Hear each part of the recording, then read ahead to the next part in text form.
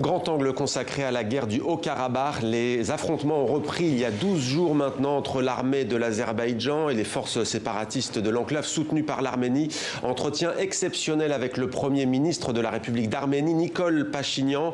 Bonsoir Monsieur le Premier ministre, merci beaucoup de nous accorder cet entretien en direct d'Erevan, la capitale de l'Arménie. La première question, elle est simple, c'est celle que tout le monde se pose après donc 12 jours d'affrontements. Est-ce que vous appelez ce soir à un cessez-le-feu dans le Haut-Karabakh ? Vous savez, durant ces événements de ces derniers 12 jours, en réalité, je fais appel à la communauté internationale et à l'Europe. Je pense que ce qui a eu lieu, c'est la chose suivante.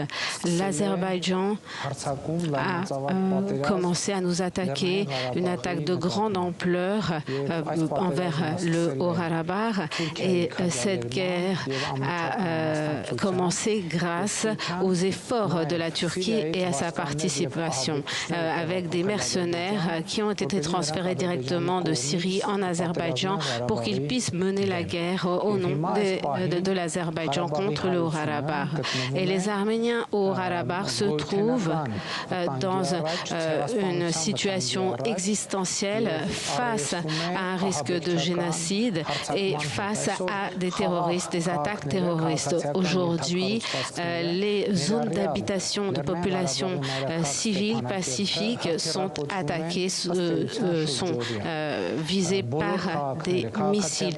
Toutes les villes, toutes les structures civiles. Et dans ce contexte, nous nous trouvons dans une crise humanitaire et face à un risque de génocide. Le mot, bien entendu, est très fort, d'autant plus quand on connaît l'histoire du peuple arménien. Le génocide, c'est la destruction méthodique d'un groupe humain. Est-ce que vous avez des preuves d'une planification de ce que vous avancez? Vous accusez la Turquie dans ce sujet? Vous savez, ce qui a lieu à l'heure actuelle au Haut-Karabakh, c'en est la preuve. Parce que ça veut dire... pourquoi les terroristes sont venus au Haut-Karabakh? Pourquoi est-ce que l'on tire sur des zones civiles et paisibles? 100 ans plus tard, la Turquie revient dans le Caucase du Sud pour finir cette politique de génocide. Et pour moi, c'est évident que ceci est sous-tendu par une intention politique internationale. Nous sommes le dernier obstacle pour la Turquie sur la route de son expansion vers l'Orient, vers le Sud. Et il faut en tenir compte dans ce contexte où la Turquie a un certain comportement en Méditerranée, envers la Grèce, Chypre, en Libye, en Syrie, en Irak. Ceci a pour objectif de restaurer l'Empire turc et je suis convaincu que c'est justement ce qui se joue dans le Sud Caucase. J'ai déjà donné différentes interviews à différents médias européens et je leur ai dit que si la communauté internationale, l'Europe, ne prend pas très sérieusement cette situation, vous pouvez attendre les Turcs à Vienne. Nikol Pachinian, on vous a vu ces derniers jours à la télévision en treillis militaire. Est-ce que vous êtes devenu un chef de guerre malgré vous? Je vous demande pardon, je voudrais que vous me laissiez finir mon idée. J'écouterai votre question plus tard. Une véritable réaction serait que l'Union européenne, la communauté internationale trouve la force et prenne fasse un pas décisif et reconnaissent l'indépendance du Haut-Karabakh. Voilà donc pour votre propos. Sur la question donc de ces images, on vous a vu en treillis militaire. Est-ce que vous êtes devenu un chef de guerre dans ce qu'on vit en ce moment?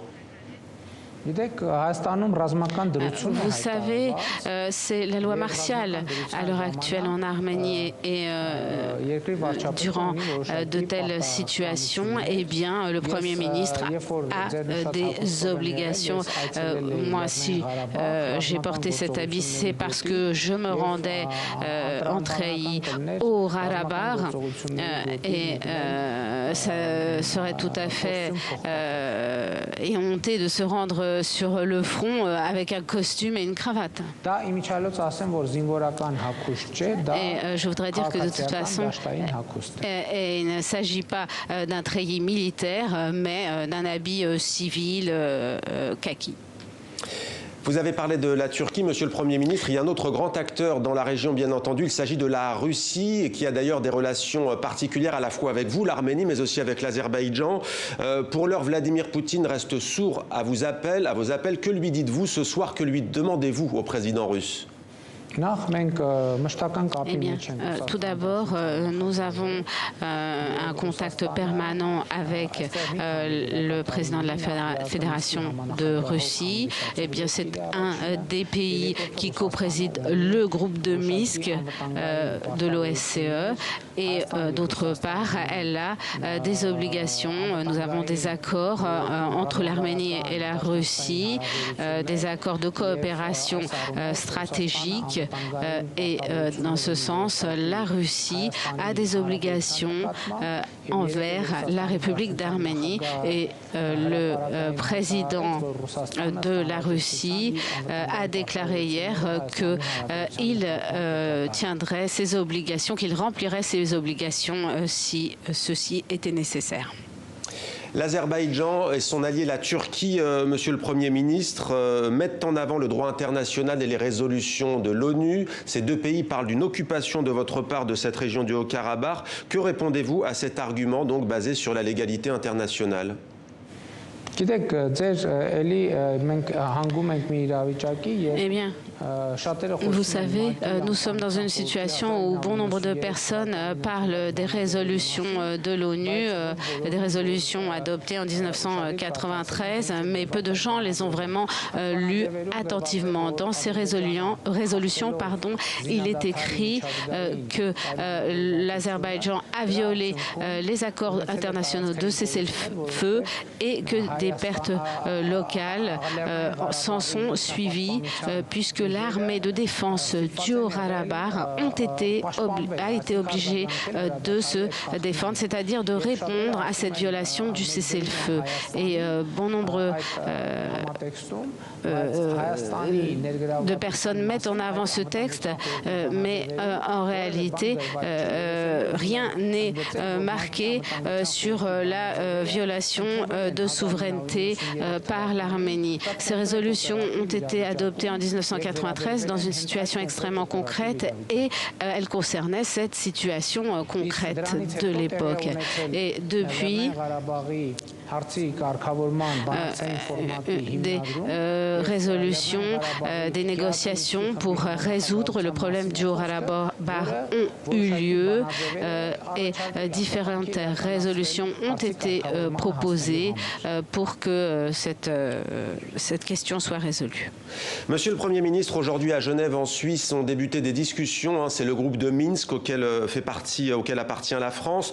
Je précise aussi d'ailleurs que l'Arménie fait partie de l'Organisation internationale de la francophonie. Le dernier sommet de l'OIF, c'était d'ailleurs chez vous, à Erevan, en Arménie. Qu'attendez-vous de la France et du président Emmanuel Macron? Tout d'abord, je voudrais souligner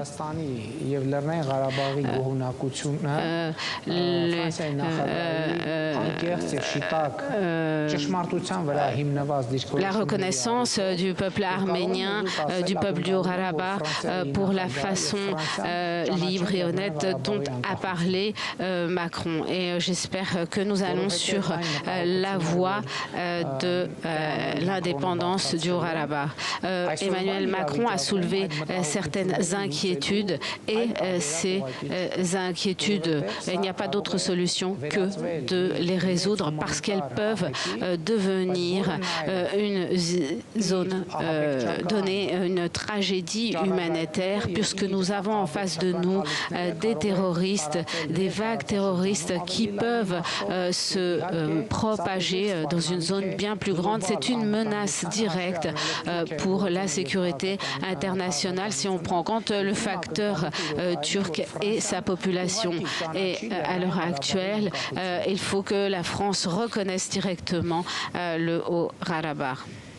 Merci beaucoup Nicole Pachinian, Premier ministre de l'Arménie, d'avoir répondu à nos questions dans ce contexte donc de guerre dans la région du Haut-Karabakh. Merci d'avoir répondu à TV5 Monde.